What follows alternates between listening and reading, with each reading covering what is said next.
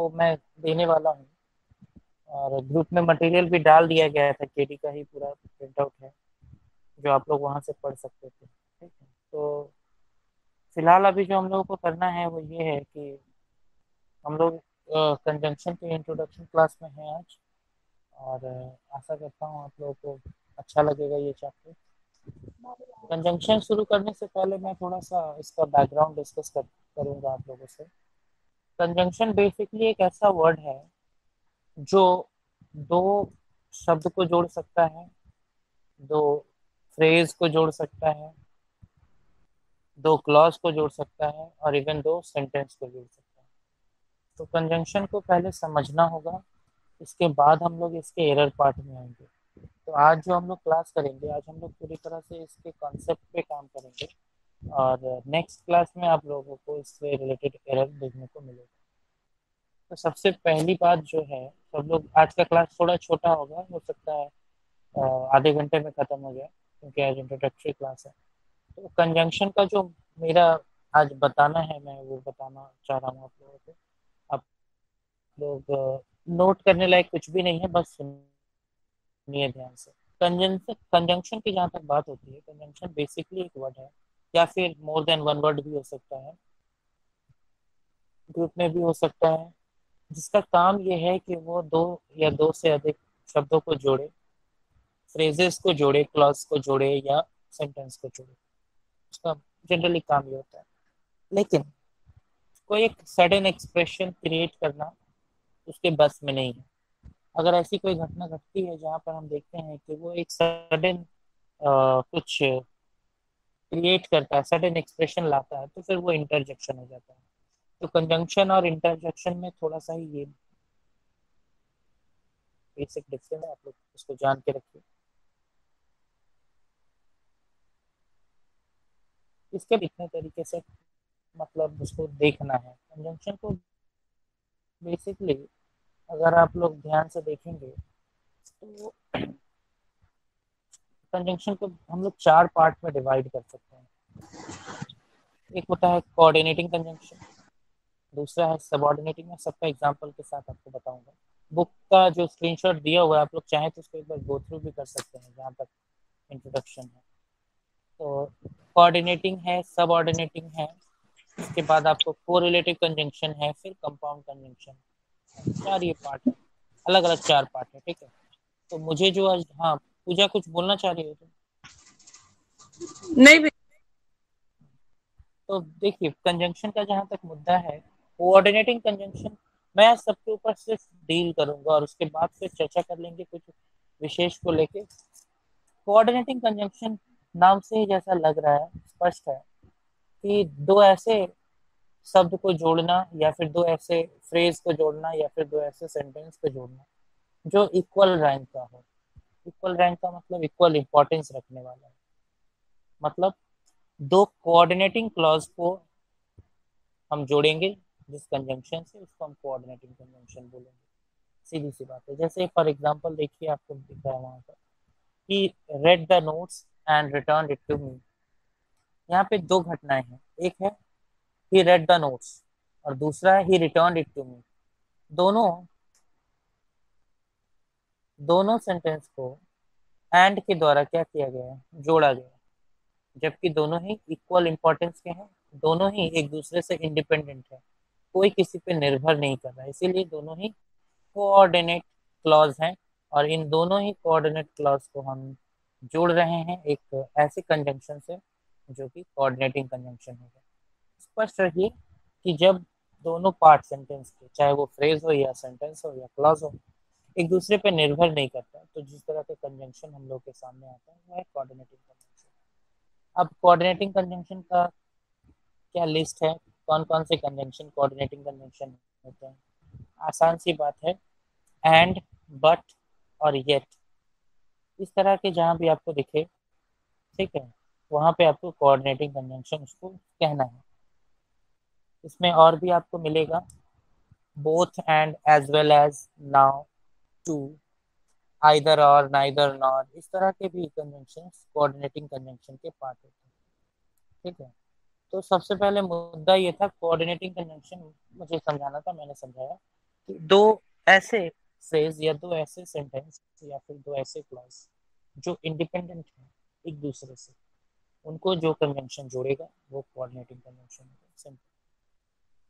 ठीक है। इसके बाद कोऑर्डिनेटिंग कंजंक्शन को फर्दर चार हिस्सों में बांट सकते हैं। एक है क्यूमुलेटिव, दूसरा है अल्टरनेटिव, तीसरा है एडवर्सेटिव और चौथा है इलेटिव। सबका मतलब देखिएगा, जो नोट्स दिया गया है उसमें एकदम स्पष्ट दिया गया है। क्यूमुलेटिव का मतलब संयोजक। संयोजक का क्या अर्थ हो सकता है? इसका सीधा सा अर्थ है कि दो चीजों को जोड़ने का काम करेगा ये। ठीक है। तो इसमें कौन कौन से आएंगे? एंड है, ऑल्सो है, बोथ एंड है, एज वेल एज है, नाउ है, टू है, नो लेस देन है। इस तरह के कंजंक्शन जो है संयोजक का काम करते हैं। इसके बाद है अल्टरनेटिव कंजंक्शन। अल्टरनेटिव कंजंक्शन में स्पष्ट है, विकल्प दिया जाएगा, मतलब either or, neither nor, else या अदरवाइज। जैसे एग्जाम्पल के तौर पे, आइदर सिट क्वाइटली और गो अवे। देखिए इसमें दो पार्ट है, एक है सिट क्वाइटली और दूसरा है गो अवे। दोनों ही एक दूसरे से पूरी तरह से इंडिपेंडेंट है। उसको हमने एक कोऑर्डिनेटिंग कंजंक्शन से जोड़ा, आइदर और। ठीक है। तो स्पष्ट है, इसमें कुछ खास नहीं है। जब भी अल्टरनेट ऑप्शंस की बात आ जाए तो आपको आइदर और दिखेगा, नाइदर नॉर दिखेगा, एल्स दिखेगा, अदरवाइज दिखेगा। इस तरह के कंजंक्शन आपको देखने को मिलते हैं अल्टरनेट, जहाँ पे आपके पास ऑप्शन है, विकल्प है, या तो ये या तो वो, इस तरह के केसेस में। तीसरा जो पार्ट है कोऑर्डिनेटिंग कंजंक्शन का वो है adversative conjunction. Adversative conjunction adverse condition मतलब विरोध पैदा करेंगे। जैसे he is rich but he is not happy. वो अमीर है लेकिन वो खुश नहीं है। विरोधाभास है ना। अमीर होने से खुश होना चाहिए था उसको, लेकिन अमीर तो है पर खुश नहीं है। तो इस तरह से एक विरोध उत्पन्न होगा, तो एडवर्सेटिव कंजंक्शन है।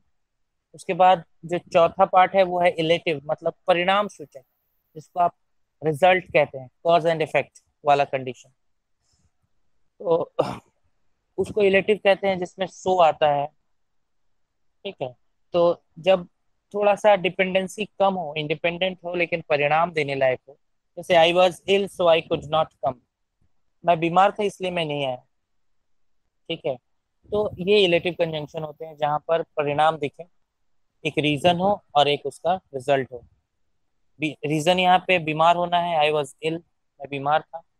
ठीक है। सो आई कुड नॉट कम, इसलिए मैं नहीं आया। तो मेरा नहीं आना रिजल्ट है, और आई वॉज इल वो मेरा रीजन है। तो रीजन और रिजल्ट जहाँ पे हो उसको हम इलेटिव कंजंक्शन, उन दोनों को जो जोड़ते हैं उसको हम इलेटिव कंजंक्शन कहते हैं। तो सबसे पहले कोऑर्डिनेटिंग कंजंक्शन के चार भाग, एक क्यूमुलेटिव संयोजक जिसमें एंड वाला एग्जांपल देख के चलना है।